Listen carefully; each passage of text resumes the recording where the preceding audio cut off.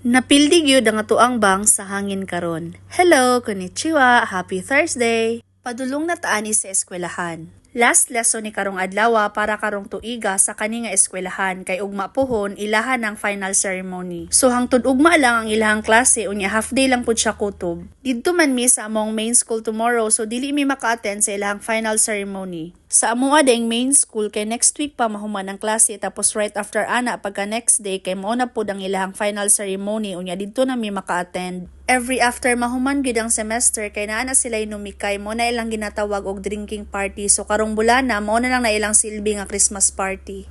Unya ang bawat isa sa mga teachers kay magbayad og 6,850. Unlimited na siya tanan unya atong last na mo nga numikay kay gibalikan mi og tag 100. So kay ugma naman mag-end sa diri nga eskwelahan mao nang special ang ilahang school lunch karon. Nabusog gyud ko kay lami kaayo ang ilahang cake. Pag out na ko sa eskwelahan kay niadto ko sa market unya ubay-ubay gyud ang ilahang sale karong adlaw.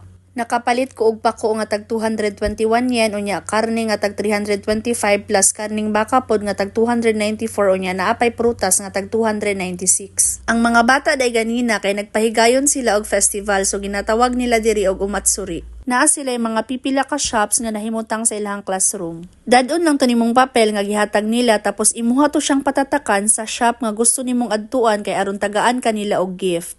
Mo ni isa sa kuwang nadawat, kendama daw na siya unya nakadawat pug ko aning murag keychain, cute kaayo siya tan-awon. Nahatagan pug ko aning murag pagong man siguro ni siya, di lang ko sure. Dapat makapatatak ka og more than 4 ka shops aron matagaan kanila og gamay nga Christmas tree at the end. So mao na ni tanan ang akuang nadawat kaganina sa ilahang festival nga gipahigayon. Pag uli day na ako gikan sa mall kaganina, ako anang giabrihan og gikaon ang prutas nga ako ang gipalit. Isa lang gyud ang akuang maingon, aslom siya tanan.